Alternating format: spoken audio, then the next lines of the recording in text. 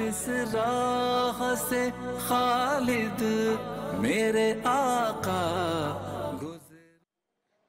बिस्मिल्लाहिर्रहमानिर्रहीम। सेगमेंट बहार शरीफ के साथ एक मरतबा फिर आपकी खिदमत में हाजिर हैं। आज इंशाअल्लाह तलाक़ के जो बुनियादी मसाइल हैं उस पर हम गुफ्तगू करेंगे। इन मसाइल का जानना इसलिए भी ज़रूरी है कि बाज़ औक़ात इंसान अपनी ज़बान से कुछ ऐसे जुमले अदा कर देता है कि जो लफ्ज़ तलाक़ के अलावा होते हैं, लेकिन कुछ सूरतों में उससे भी तलाक़ हो जाती है। और जाने अनजाने में इंसान की ज़बान से अदा होने वाले ये जुमले, और जब इससे तलाक़ वाक़ई हो जाती है तो लोग फिर परेशानी का शिकार भी होते हैं और कई गुनाहों के अंदर मुब्तला भी हो सकते हैं। अवलन ये ज़हन में रखिएगा कि अल्लाह तबारक व तआला ने मर्द को इस बात का इख्तियार दिया है कि वो तलाक़ नाफिज कर सकता है, तलाक़ को ख़त्म कर सकता है। कुरान मजीद में वाज़ेह तौर पर अल्लाह ताला ने फरमाया कि बियदिही उक़दतुन निकाह,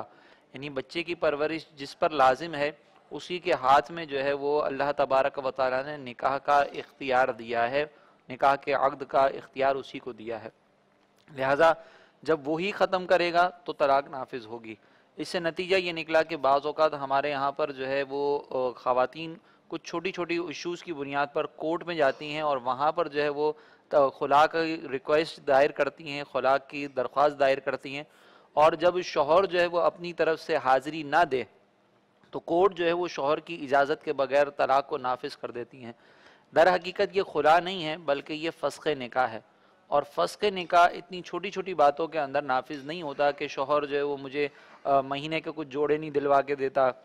या शौहर जो है वो घर के अंदर अपना ख़र्चा पूरा नहीं देता, या मुझे भाई बहनों से मिलने नहीं देता, और इस बुनियाद पर अगर कोई फ़स्ख़ निकाह करवाता है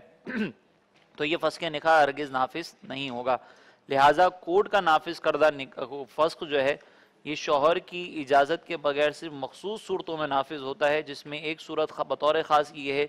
कि शौहर इतना जुल्म करता हो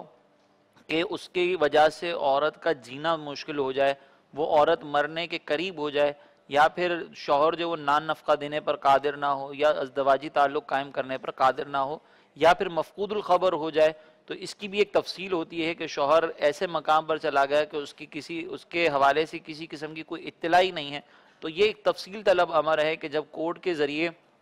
खुला नाफिज होती है तो उस नफाज के बाद ज़रूर किसी आलिम दीन से, मुफ्ती साहब से रब्ता कर लिया जाए कि इस सिचुएशन के अंदर हमारा ये कोर्ट की तरफ से नाफिज करदा खुला या फ़स्ख़ निकाह नाफिज हुआ है या नहीं।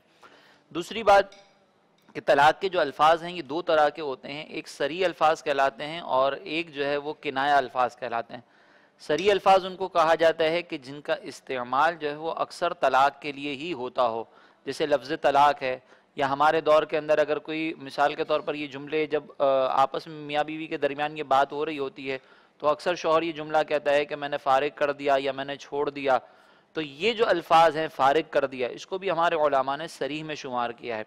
और कुछ अल्फाज ऐसे होते हैं कि जो तलाक़ के अलावा भी दीगर मामलों में यूज़ होते हैं, जैसे लफ्ज़ छोड़ दिया, या मिसाल के तौर पर शौहर जो है वो गुस्से में बाज़ औक़ात बीवी को कह देता है कि दफ़ा हो जाओ, यहाँ से चली जाओ।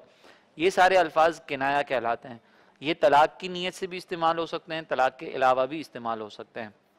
ये जो किनाया अल्फाज हैं इनकी फिर एक तफसील है कि ये कैटेगरी बन जाती है, और इसमें आप बस बुनियादी तौर पर ये समझ लें कि जब शौहर ने कोई ऐसा लफ्ज़ कहा कि जो मियाँ बीवी के दरमियान ताल्लुकात के ख़त्म होने पर दलालत करता हो, जैसे दफ़ा हो जाओ, यहाँ से चली जाओ, अपने बाप के घर चली जाओ, ये जो जुमले इस्तेमाल किए जाते हैं ये जुमले इस बात की तरफ इशारा कर रहे होते हैं। एक जिहत इनकी ये होती है कि शौहर अपनी ज़ौजा से ताल्लुक़ को ख़त्म कर रहा है, और एक जिहत इसकी ये होती है कि शौहर फ़िलहाल जो है वो वक्ती तौर पर ज़ौजा से दूरी इख्तियार करना चाह रहा है। तो ऐसे अल्फाज किनाया अल्फाज कहलाते हैं। अगर किसी मकाम पर खुदा न खास्ता झगड़े के दौरान शौहर ने ये अल्फाज कहे हैं तो वहाँ पर भी पूरा सिनेरियो डिस्कस करने के बाद ज़रूरी है कि इन अल्फाज के मुतालिक जो वो बाकायदा फतवा लिया जाए कि आया इन अल्फाज के ज़रिए इस सिनेरियो के अंदर जो आपने बयान किया है उसमें तलाक़ वाक़ई हुई है या नहीं हुई। ये किनाया अल्फाज के ज़रिए जो बाज़ औक़ात तलाक़ दी जाती है इसके बारे में शऊर भी नहीं होता और ये तलाक़ नाफिज हो जाती है। इसके अलावा कुछ गलत फहमियाँ हमारे यहाँ पर हैं कि गवाहों की मौजूदगी में ही तलाक़ होगी, ये भी गलत है। गवाहों की मौजूदगी कोई ज़रूरी नहीं है, अगर शौहर ने तन्हाई में भी तलाक़ दी तो ये तलाक़ नाफिज हो जाएगी। इसी तरीके से अगर ज़ौजा हालत हमल में है تو ہمارے یہاں پر یہ بھی مشہور ہے کہ حالت عمل میں اگر زوجہ کو کسی نے طلاق دی تو یہ بھی واقع نہیں ہوگی، یہ بھی ایک غلط ہے۔ حالانکہ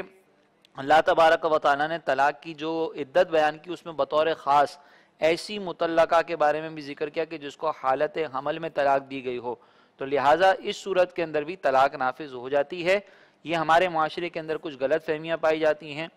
ان غلط فہمیوں کو دور کرنا اور اس معاملے کو سنجیدگی کے ساتھ سمجھنا سیکھنا یہ ہمارے فرض علوم میں شامل ہے۔ اگر ہم نے اس کو نہیں سیکھا تو ہو سکتا ہے کہ ہماری زبان سے کوئی ایسا جملہ ادا ہوا ہو کہ جس سے ہمارا تعلق ختم ہو گیا ہو، رشتہ ختم ہو گیا اور ہمیں اس کا شعور بھی نہ رہے۔